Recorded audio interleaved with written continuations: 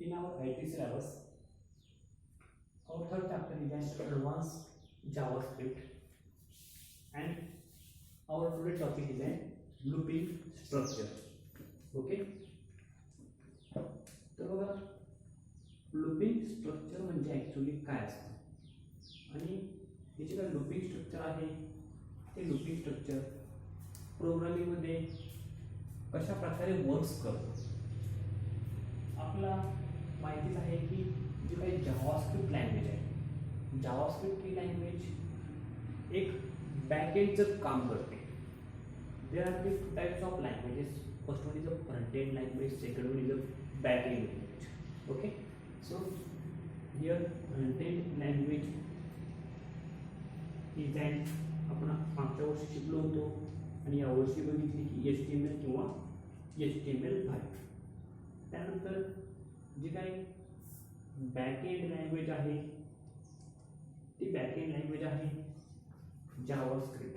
मग या back end लँग्वेजचं काम काय असतं की तिची काय फ्रंट एंडला आपण लँग्वेज यूज करतो डिस्प्लेसाठी, त्यावरती प्रोसेसिंगचं काम, त्याचबरोबर जे काय व्हॅलिडेशनचं काम आहे ते व्हॅलिडेशनचं काम हे जावास्क्रिप्ट थ्रू केलं जातं.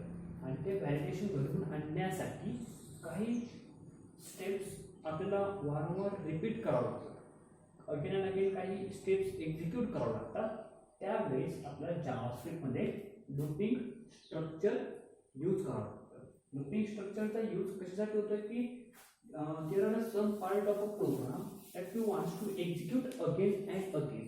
So आपण जर तोच पार्ट अगेन अँड अगेन जर राईट करत बसलो तर काय होईल की आपला प्रोग्राम लेंदी होईल, प्रोग्रामची कॉम्प्लेक्सिटी वाढेल, विनाकारण प्रोग्राम आपला लार्ज साईजमध्ये होईल. त्यामुळे मेमरी वेस्टेजचे प्रॉब्लेम्स त्या ठिकाणी ऑफर होतील. मग हे मेमरी वेस्टेजचे प्रॉब्लेम्स त्या ठिकाणी ऑफर होऊ नये, आपला प्रोग्राम हा थोडा शॉर्ट प्रोग्राम होईल, यासाठी आपण लूपिंग स्ट्रक्चर जावास्क्रिप्टमध्ये यूज करणार आहोत.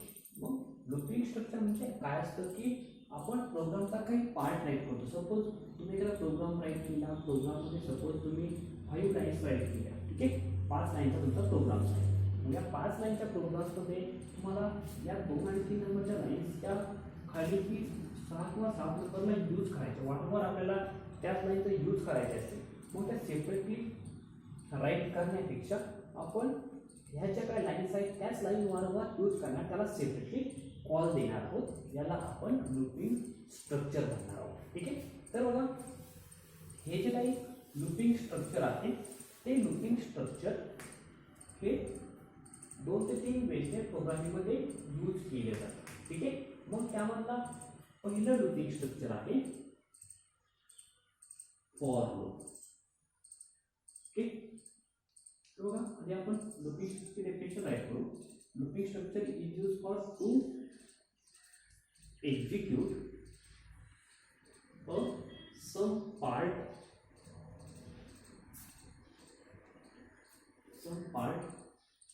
of a code in a program again and again. Okay, याची डेफिनेशन आपला प्रोग्रामचा काही पार्ट जर वारंवार एक्झिक्यूट करायचं असेल तर आपण लूपिंग स्ट्रक्चरचा यूज करतो. मग त्यातलं फर्स्ट लूपिंग स्ट्रक्चर आहे फॉर लूप. फॉर लूप म्हणजे काय, बऱ्याच प्रकारे आपण लूपिंग स्ट्रक्चर यूज करू शकतो. त्याचं पहिले एक्झाम्पल आहे फॉर लूप. मग फॉर लूपचा आपला सिंटॅक्स माहिती पाहिजे. जर सिंटॅक्स माहिती नसेल तर आपण फॉर लूपचा लूपिंग स्ट्रक्चर यूज करू शकत नाही. सिंटॅक्स म्हणजे त्याचा साध्य असतो. ठीक आहे, मग सिंटॅक्स काय सांगतो की फॉर हा कीवर्ड यूज करायचा. ठीक आहे, मग आता कीवर्ड म्हणजे काय असतं तर keyword is nothing but it is an reserve word in a programming languages. मग आता रिझर्व वर्ड म्हणजे काय की प्रोग्रामिंगमध्ये असे काही ठराविक शब्द ठरवून दिले आहेत की ते शब्द जर प्रोग्राम्समध्ये सापडले की त्यांचा मिनिंग ते स्वतः काय करतात, एक्सपांड करत असतात आणि ते प्रोग्राम्स आपल्याला ॲज अ व्हेरिएबल नेम म्हणून यूज करता येत नाही किंवा युजरला ते दुसऱ्या व्हेरिएबल नेम्स किंवा फंक्शन नेमला, क्लास नेमला यूज करता येत नाही. ते रिझर्व केलेले वर्ड्स आहेत. ठीक आहे, आपल्याकडे 48 रिझर्व वर्ड्स आहेत, त्यापैकी फॉर हा एक रिझर्व वर्ड्स आहे. ज्यावेळेस तुम्ही फॉर हा वर्ड राईट करणार त्यावेळेस प्रोग्रामला समजणार की इथे काहीतरी रिपिटेशनची प्रोसेस आहे आणि ती रिपिटेशनची प्रोसेस आपल्याला फॉलो करायचं. ठीक आहे. त्यानंतर त्याचा सिंटॅक्स आहे फर्स्ट लेसन व्हेरिएबल इनिशियलायझेशन. ठीक आहे. Variable initialization.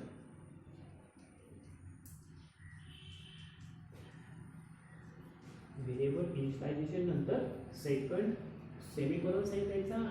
त्याच्या 3 टर्म्स मध्ये राईट करतो आपण फॉर लूप.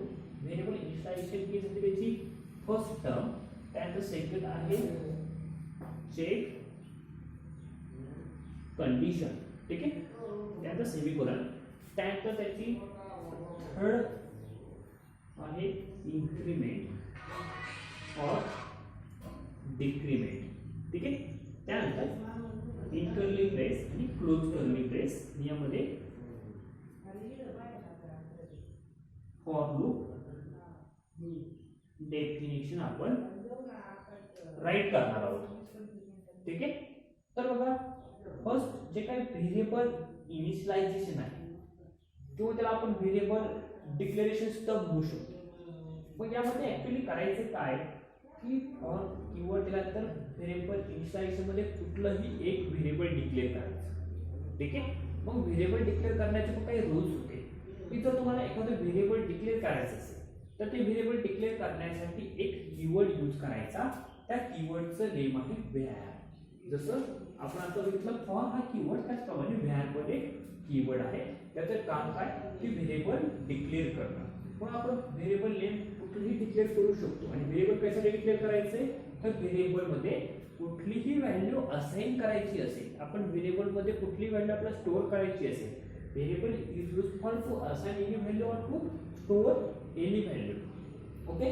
तो कुठलीही व्हॅल्यू स्टोअर करू शकतो. मग मी व्हेरिएबल नेम आपण काही देऊ शकतो. त्यामध्ये काही रूल्स आहेत व्हेरिएबल डिक्लेअर करण्यासाठीचे.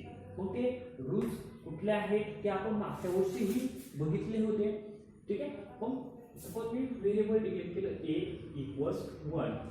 a नावाचं व्हेरिएबल, त्यामध्ये व्हॅल्यू असेल 1. ठीक आहे. मग आपण त्याचप्रमाणे इथे कुठलंही एक व्हेरिएबल डिक्लेअर करू शकतो. व्हेरिएबल a द्या, व्हेरिएबल b द्या, variable a equals 5, b equals 9, त्यामध्ये कुठलीही व्हॅल्यू आपण स्टोअर करू शकतो.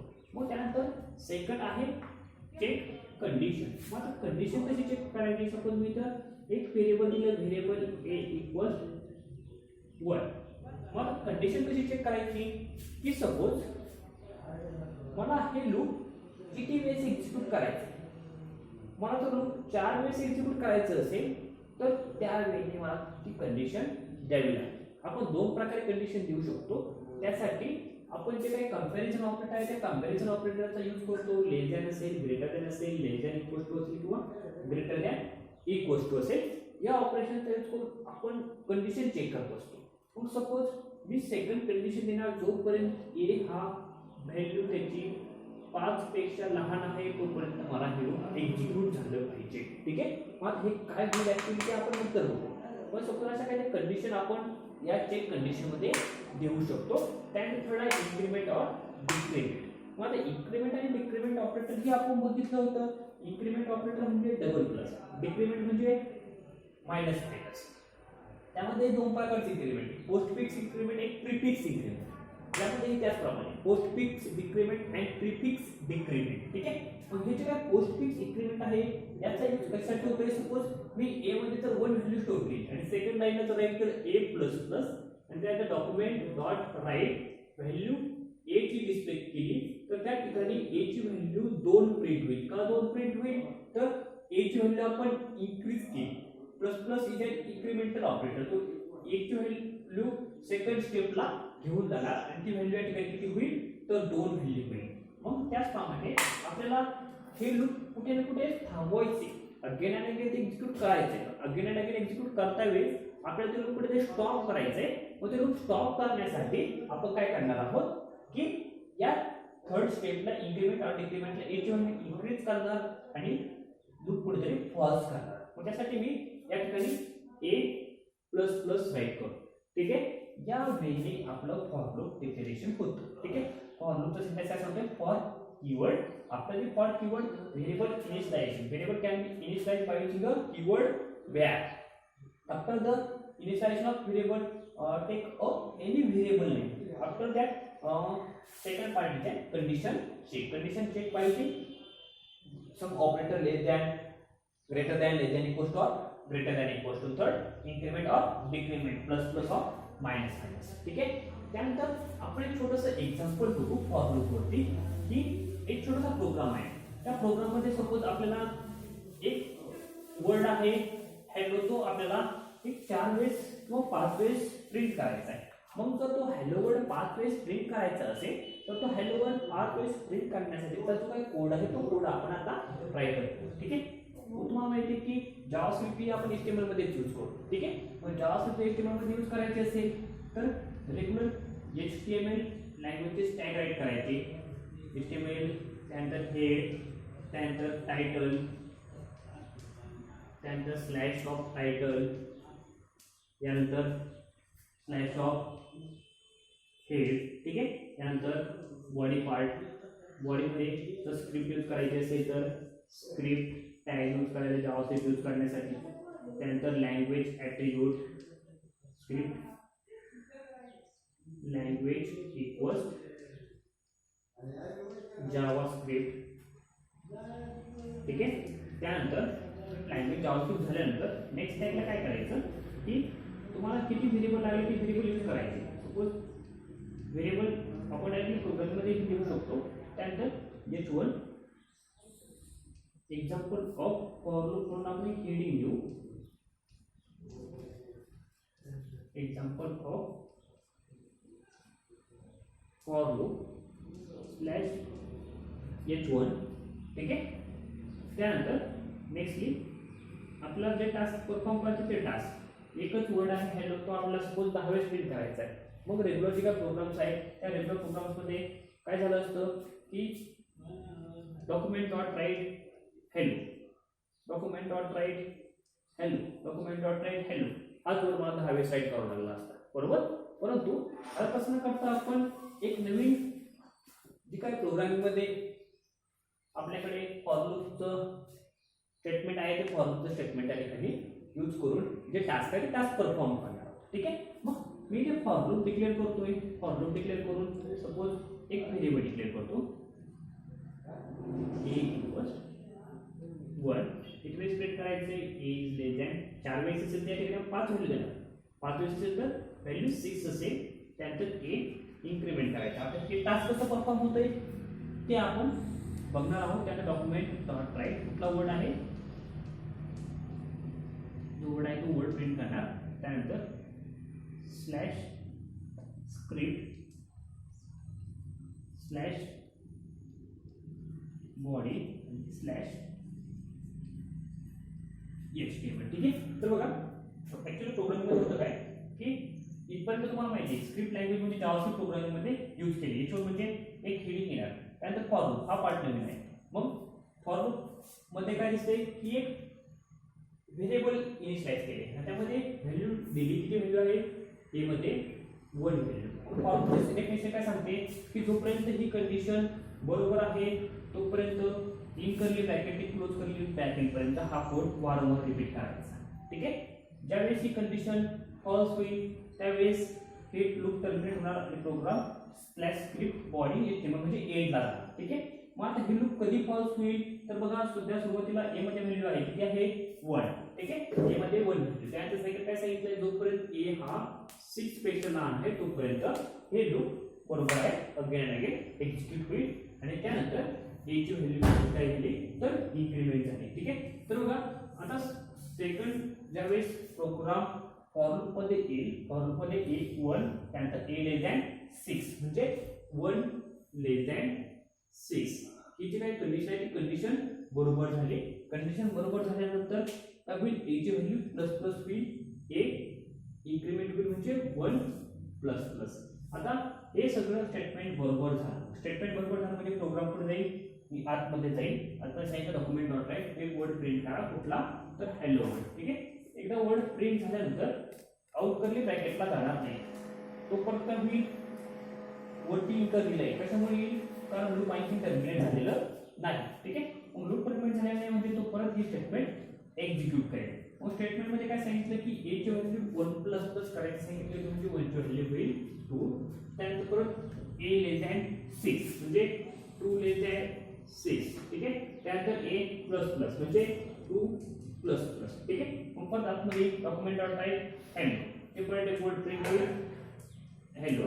त्यानंतर परत 2 प्लस प्लस म्हणजे 3. त्यानंतर a लेस दॅन 6 याची व्हॅल्यू किती आहे आता 3 म्हणजे 3 लेस दॅन 6 ठीक आहे.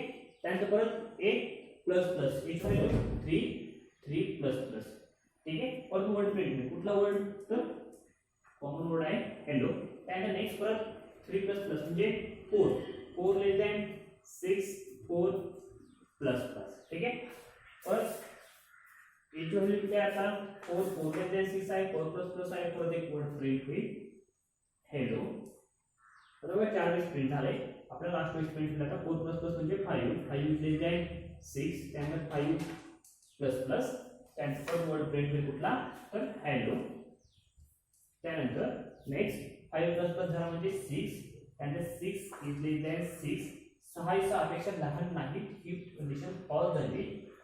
कंडिशन फॉल्स झाली त्यामुळे इथे लूप जे आहे ते लूप टर्मिनेट होईल. प्रोग्राम तो कंट्रोल ॲपमध्ये जाणार नाही तो डायरेक्टली आउट करले ब्रॅकेटला जाईल स्लॅश स्क्रिप्ट स्टेटमेंट एक्झिक्यूट होईल आणि आपला प्रोग्रामला जेवढ्या वेळेस लागतं तेवढ्या वेळेस आपण ते टास्क परफॉर्म केलेला आहे. आपला आउटपुटला जी व्हॅल्यू होती ती व्हॅल्यू आपण या ठिकाणी आणलेली आहे ठीक आहे. याप्रमाणे जे काय फॉर लूप आहे ते फॉर लूप वर्किंग करत असतं की जेवढ्या वेळेस आपल्याला ती जी काय व्हॅल्यू प्रिंट करायची आहे ती व्हॅल्यू प्रिंट करण्यासाठी आपण फॉर लूपचा यूज करतो.